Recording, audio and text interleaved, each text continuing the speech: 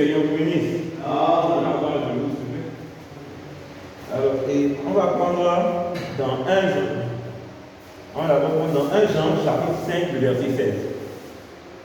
1 Jean 5, le verset 16. Aujourd'hui, c'est la prière. Alors, je vais expliquer l'occasion.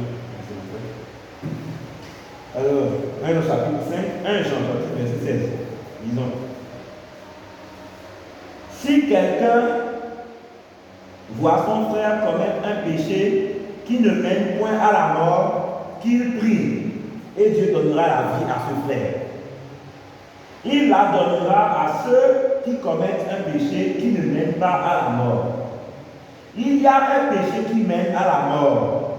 Ce n'est pas pour ce péché-là que je dis de prier. Amen. Que le Seigneur vous bénisse. Veuillez vous asseoir.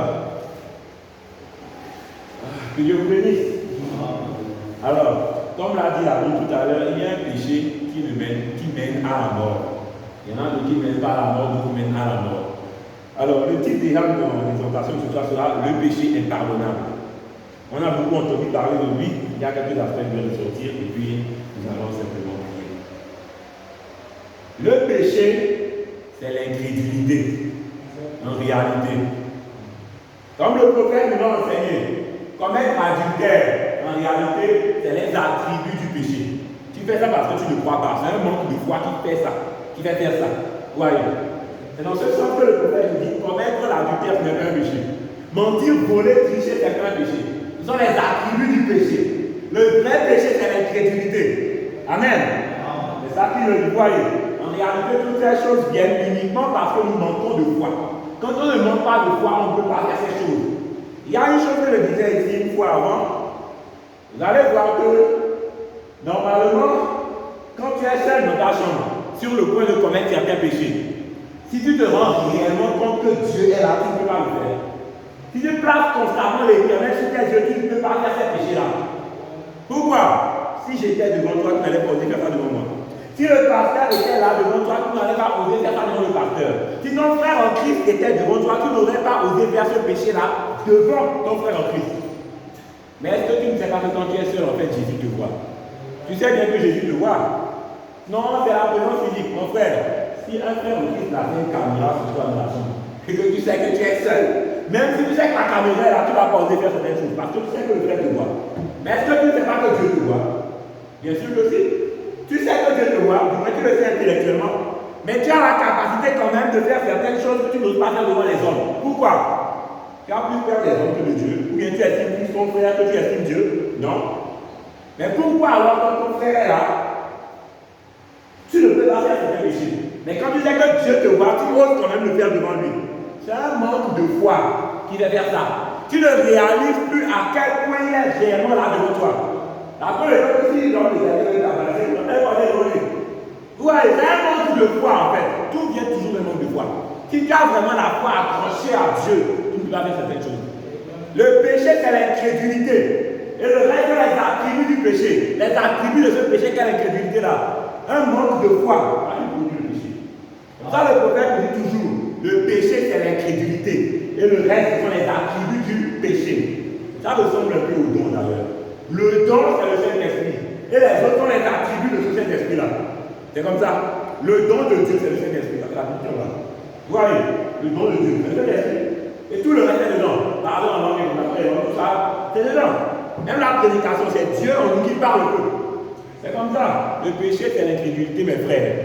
Maintenant, comme on l'a dit dans la Bible tout à l'heure, quand il y a un péché qui ne mène pas à la mort, on fait, va me voir, puis pour lui, pas pour lui, fais ce que tu as à faire comme un chrétien. Mais, la Bible nous a dit, il y a un péché qui mène à la mort. Ce n'est pas pour celui-là que je vous demande de prier. Comme on le verra dans le prophète tout à l'heure, ce péché-là, c'est un péché tel que tu ne dois même pas prier pour quelqu'un qui commet ce péché-là. Quel est ce péché? Quel est ce péché impardonnable? Lisons dans la Bible pour le savoir. On va aller dans 3 endroits. C'est une petite exhortation, comme on va faire tout à l'heure. On va aller dans 3 endroits de la Bible. Je veux que nous laissions la Bible en parler. Parce que c'est des choses que nous entendons dire, mais il faut qu'on sache que c'est la Bible qui le dit. Amen. Matthieu chapitre 12, verset 31 à 32. Écoutons. C'est pourquoi je vous dis, c'est Jésus qui parle, tout péché et tout blasphème sera pardonné aux hommes, mais le blasphème contre l'Esprit ne sera point pardonné. Quiconque parlera contre le Fils de l'homme, il lui sera pardonné. Mais quiconque parlera contre le Saint-Esprit, il ne lui sera point pardonné ni dans ce siècle, ni dans le siècle à venir. Amen. Souvent quand les gens prennent ce verset, ils vont dire non, les intellos là, ils vont dire non, ce siècle et le siècle à venir. Donc c'est juste le siècle là et le siècle suivant. Mais ce n'est pas le cas. Amen. Avançons un peu, on va prendre Marc chapitre 3. Il y a plusieurs versions de cela dans la même ligne. Marc chapitre 3, verset 28 à 29. Écoutez bien. Comme la Bible insiste, c'est un deuxième endroit. Chapitre 3, verset 28 à 29. Alors, je vous le dis en vérité, tous les péchés seront pardonnés au Fils des hommes, et les blasphèmes qui seront proférés. Verset 29. Mais quiconque blasphémera contre le Saint-Esprit n'obtiendra jamais le pardon. Il est coupable d'un péché éternel. C'est quand même dur, hein? Tu vois un peu. Frère, ce péché-là, Jésus a dit qu'il n'obtiendra jamais le pardon si tu blasphèmes contre le Saint-Esprit. Vous vous rendez compte de ça? La Bible a pris la peine de le dire 2 fois. Et ce n'est pas encore fini. Prenons Luc. J'aime les Écritures. Amen. Moi, mes paroles peuvent donner la mort, je peux me tromper, mais la Bible ne peut pas se tromper. Amen. Amen. Prenons Luc 12, verset 8 à 10. Je veux que vous le voyez dans la Bible. Luc 12, verset 8 à 10. On va encore lire. Je vous le dis, quiconque me confessera devant les hommes, le Fils de l'homme le confessera aussi devant les anges de Dieu. Mais celui qui me reniera devant les hommes sera renié devant les anges de Dieu. Verset 10. Et quiconque parlera contre le Fils de l'homme, il lui sera pardonné. Mais celui qui blasphémera contre le Saint-Esprit ne sera point pardonné. Amen. Et particulièrement la version de Marc qu'on a lu avant cette vie. Il n'obtiendra jamais le pardon, il est coupable de péché éternel. C'est grave. Le blasphème contre le Saint-Esprit. Tu fais ça, mon frère, tu es fini verrouillé. Amen. N'aimons pas toujours voir la meilleure nouvelle. Aimons voir la vérité. Souvent, quand on parle de cette chose, les gens se consolent. Non, j'ai blasphémé, mais il n'y a pas de mal ici. Ah oui, mes frères, Dieu ne perdra pas un seul de ses élus. Si Dieu est vraiment prédestiné, même si ça se fait par l'esprit, un chrétien authentique ne peut pas marcher contre l'esprit. Ouais, un vrai chrétien ne peut pas. Il dit ce sont les soi-disant croyants qui font ça. Mais un vrai chrétien ne blasphémera pas contre l'esprit. Dieu ne le perdra pas. Regardez Saint Paul, malgré tout ce qu'il a fait, il a persécuté l'Église. J'ai lu une citation aujourd'hui où il y a là-dessus. Très bien, m'explique que Saint Paul là, on aurait dit qu'il a commis le péché impardonnable avec tout ce qu'il a fait. Mais il ne l'a pas commis. Vous voyez, un vrai chrétien, tu peux être opposé à la vérité comment? Dieu ne permettra pas que tu franchisses la ligne. Et on a lu dans la Bible tout à l'heure. Ce péché-là, tu commets dans la Bible, ne priez même pas pour quelqu'un dans ce péché-là. On a lu tout à l'heure au début. Vous voyez, c'est cela. Pour ça qui vient d'arriver, et le titre c'est le péché impardonnable. C'est de ça que nous parlons. Vous voyez, mes frères, ne blasphémez jamais contre le Saint-Esprit. Tu vois un frère pentecôtiste ou bien un frère quelle que soit son église, si le Saint-Esprit œuvre en lui, mon frère, ne critique pas ce que le Saint-Esprit fait. Amen. Tu peux te dire non, telle personne qui fait ceci, je ne trouve pas que c'est bien, c'est là. Si tu n'es pas là-dedans, c'est une chose. Mais de là, parler contre l'esprit qui est derrière lui, c'est du diable. Alors que le Saint-Esprit qui le dit, c'est très dangereux. Mes frères, si tu fais ça, il n'y a pas de porte de retour pour toi. Tu fais ça, tu te verrouilles dans le monde des ténèbres, tu es fini. La Bible dit de ne même pas prier pour quelqu'un qui est comme ça. Amen. Amen. Avançons un peu. La législation, comme j'ai pris le principe, c'est juste la prière aujourd'hui. On va se demander. Je vais avancer un peu comme ça. Alors, question et réponse. Prêchez le 28 du 6e mois 1959. Paragraphe 190 à 191. Écoutons le prophète. Il appelait l'esprit de Dieu qui accomplissait ses miracles en Christ. Il disait que c'était l'esprit du diable qui faisait cela. Jésus a dit que ça, c'est le péché impardonnable. Je continue. Et si vous voyez un homme, pas pour si on prie, il ne faut pas prier pour lui. On l'a vu dans la Bible tout à l'heure. C'est vraiment qui dit. C'est vraiment le prophète qui dit.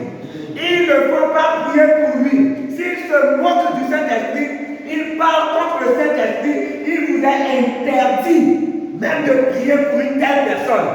Frère, c'est radical, hein? Il vous est interdit de prier pour une telle personne. C'est votre prophète qui dit, c'est pas moi. Vous voyez, c'est terrible. Vous comprenez, car vous comprenez, car il y a un péché qui mène à la mort. Il y a un péché, un seul péché. Jésus a dit que tout péché serait pardonné au Fils des hommes. Mais blasphémer contre le Saint-Esprit, ça, ce ne serait pas pardonné. Mais non, par 191, écoutez attentivement, c'est court, mais c'est important. Je pense que je vais quand même vous dire sur le tableau aussi certaines sections. Parce que ça reste le bon, ils sont pas vite, mais je vais te vous écouter. Le prophète dit, alors les gens disent, eh bien, blasphémer contre le Saint-Esprit. Blasphémer, qu'est-ce que c'est? C'est quoi concrètement blasphémer? D'abord, dans le dictionnaire, selon la concept, blasphémer, c'est proférer des insultes à l'égard du divin. Donc, dire une parole insultante ou un outrage. C'est les deux mots, insulte, outrage. C'est un insulte ou une outrage envers une divinité ou envers une religion. C'est ça blasphème. Donc, tu dis quelque chose qui outrage. Maintenant, on va avancer. Alors, le prophète nous dit, dans Parashat 91, la même logique que je vous dis. Alors, les gens disent, c'est blasphémer contre le Saint-Esprit. Qu'est-ce que c'est? Ça veut dire parler de, tourner en ridicule, se moquer de, blasphémer. Bien. Voyez. Le prophète dit parler de, se moquer de, tourner en ridicule. Vous voyez? C'est ça. Tu parles de ça. Moi, je ne suis pas bien. Tu parles de ça, tu te moques de ça, ou tu tournes ça en ridicule. Vous voyez? Et tourner en ridicule, c'est l'affaire profond, hein. Contrairement à l'annonce. Tu fais quelque chose qui tourne aussi l'esprit en ridicule, tu blasphèmes. Ah oui. Il y a une chose qu'on fait souvent. Frère Branham dit quelque part, on va dire ça tout à l'heure. Imiter un prophète, c'est blasphémer. Et quand on dit prophète, il y a un autre contexte, on va expliquer les prophètes, que même les autres prophètes qui disent sur les prophètes, dans certains contextes. Voilà qui dit. Oui. Il y a une différence entre ministère prophétique et non prophétique, c'est différent, bien sûr. Mais dans un certain contexte, on va expliquer que les dons de Dieu, c'est une prophétisation et peut-être sur un sens. Voilà, on parle. Ouais, dans un certain contexte, quoi. Pas dans le même sens que ce qu'on connaît là. Voyez. Il y a une différence entre don de prophétie et prophète, je ne vais pas vous l'oublier. Voyez. Je suis dans un contexte spécial, ok. Frère, que ce soit ministère prophétique ou que ce soit don de prophétie, tout ça. Mais frère, quand Dieu vous parle, vous pouvez parler. Quand Dieu te pousse, tu te l'as dit prophétise. Mais quand Dieu ne te pousse pas, mon frère, là même on n'est pas nombreux, il y a encore rien. Sinon c'est la mission quand on devient nombreux là, c'est là où la bagaille commence. C'est-à-dire que les gens donnent confiance de l'autre, c'est pas pour eux donner confiance. Mais après, Dieu ne va pas pour le dire, quelqu'un de possible, un peu de zèle, il veut montrer. Le fils de l'homme, il ne parle pas. Mais frère, imiter un prophète, le prophète parmi c'est un blasphème. On va dire ça tout à l'heure. Mais vous me suivez? Il est important de respecter le Saint-Esprit. Quand on fait les gens qui trouvent le Saint-Esprit dans le ridicule, il y a une autre citation dans l'esprit. Que les gens qui se lèvent, qui font semblant de tomber sous son pion, qui disent là, qui font juste charmant, voilà, dit quelque chose de ridicule. Mais frère, le Saint-Esprit est sacré. Il faut qu'on respecte ça. N'aimez pas toujours voir la meilleure nouvelle, aimez voir la vérité. Ces choses-là qu'on entend aujourd'hui, ils sont chauds. Dans une semaine, ils vont oublier ça et faire ce qu'ils veulent. À la fin, quand le Saint-Esprit cogne, non Seigneur, je suis éprouvé. Que m'arrive-t-il? Pourquoi m'arrive ça? Pourquoi? Comme tu as vu, c'est comme ça. J'avais prêché sur le mensonge ici. Beaucoup de gens sont redressés et tout. Mais après, je dis comme avant. Mes frères, le blasphème contre le Saint-Esprit là. Tu fais ça, tu es fini fichu. C'est le péché impardonnable. Tu blasphèmes contre le Saint-Esprit, tu es fini. Même quand tu vas dans une dénomination, même quand tu vas dans telle ou telle église, quand tu écoutes quelqu'un qui manifeste quelque chose, ne te précipite pas. Tu vois que ceci n'est pas la parole, tu dis que ce n'est pas la parole, point. Mais ne va pas à cause de ça, c'est tout ce qui fait du diable. Non! Le Saint-Esprit peut œuvrer. Dans la Bible, il y a eu Balaam. C'était quelqu'un qui a prophétisé une vraie prophétie. Ça s'est accompli tel quel. Mais par là, on a donné un faux enseignement. Par là, on fait des choses mauvaises. Mais ce n'est pas à cause de ça que tout ce que par là fait du diable. Non. Que Dieu te bénisse. Vous voyez, c'est vraiment important de prendre ça à cœur, mon frère, ma soeur. C'est vraiment important. Vraiment. On n'imite pas un prophète. On n'imite pas un homme. Je veux prophétiser le prophète. Non. C'est aussi un blasphème. C'est le prophète qui le dit. Je veux que ce soit clair. Amen. Avançons. Mon temps est presque fini déjà. Merci. Mon temps est presque fini déjà. Alors, je vais lire dans le 7e saut pour terminer. Je vais terminer avec cette citation. Le 7e saut. Paragraphe 91 à 92. C'est prêché le 24 mars 1963. Écoutons le prophète. Et je veux que vous saisissiez bien une chose. Les citations sont dans leur contexte. Ici, Frère Branham nous trace l'histoire qu'on a vue avec Jésus, tout ça, les paradis, tout ça. Voilà. Les versets qu'on a vus. Écoutons bien. Il retrace l'histoire des versets qu'on a vus. Christ, regardez comme ils l'ont haï. Pourtant, il est venu de façon précise, dont la parole avait dit qu'il viendrait. Mais, comme il était prophète, ils se sont séparés du royaume de Dieu par leur blasphème. On est bien d'accord ici par le blasphème de cet esprit. C'est le même contexte que tout à l'heure. Que ce soit clair, parce que je vais continuer. Pour rester dans ce contexte-là. C'est pas le blasphème. On continue. Pourtant, il est venu de façon précise, dont la parole avait dit qu'il viendrait. Mais comme il était prophète, ils se sont séparés du royaume de Dieu par leur blasphème. Et en appelant l'Esprit de Dieu, qui discernait et tout, un esprit impur, il disait qu'il était un diseur de bonne aventure ou un démon, c'est ça. Vous voyez, ils ont blasphémé contre Jésus en disant cela. Je vais maintenant vous montrer un autre aspect. Écoutez bien, c'est pas grave, c'est court, mais il y a beaucoup de choses que personne ne comprend pas. Alors, un diseur de bonne aventure, c'est un démon. Voyez-vous un esprit du diable? Certainement. Écoutez bien. Savez-vous cela? L'Assemblée dit Amen. Absolument. Maintenant, écoutez cette phrase du prophète. Dire la bonne aventure, c'est imiter un prophète. Amen. Je pense que tout le monde comprend français ici. Maintenant, je vais continuer. Virgule, ce qui est un blasphème. Comment avez-vous compris? Imiter un prophète, c'est un blasphème. Dire la bonne aventure, c'est imiter un prophète. Virgule, ce qui est un blasphème. Je pense que tout le monde comprend français. Imiter un prophète, c'est un blasphème. J'ai la citation faite par exemple d'un contexte, il pense qu'il est de prophétie, il en parle comme étant prophète aussi, dans un certain contexte. Ce n'est pas le ministère prophétique, mais il y a une différence, mais il y a un contexte où on parle de ça. Pour vous dire quoi, ne prenez pas des risques. C'est vraiment important. Blasphémer contre le Saint-Esprit en dans la citation de l'auto-tableau. Parler de se moquer de tourner ridicule. Mais, imiter un prophète aussi, c'est un blasphème. Vous suivez? C'est vraiment important.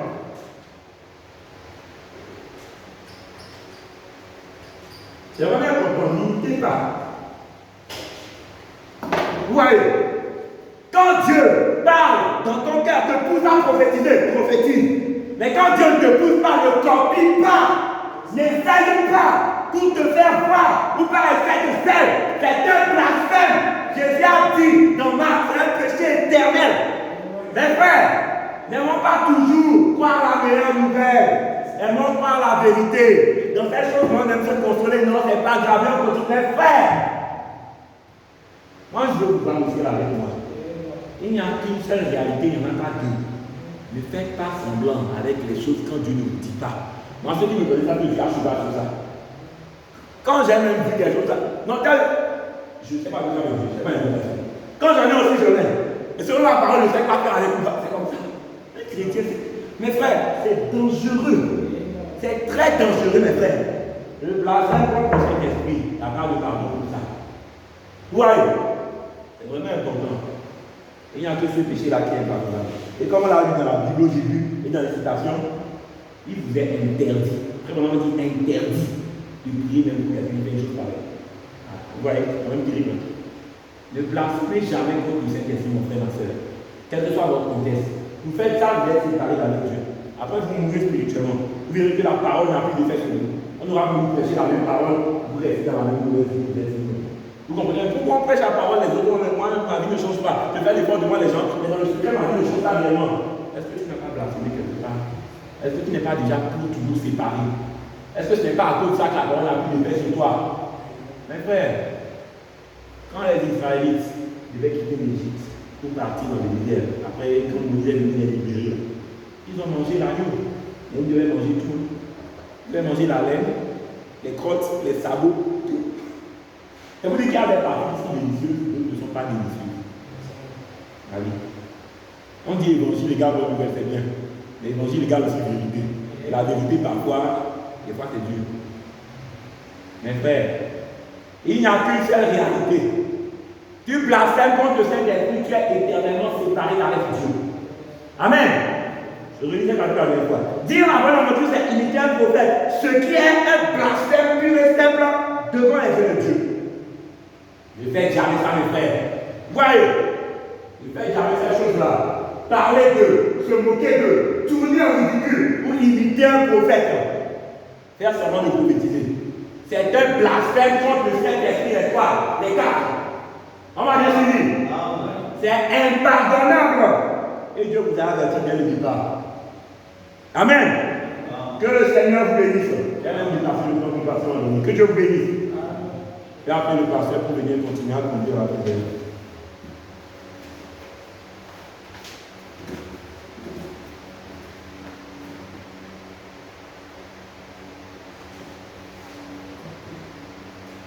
Que Dieu vous bénisse. Amen. Est-ce que vous avez mis la parole? Amen. Alexandre.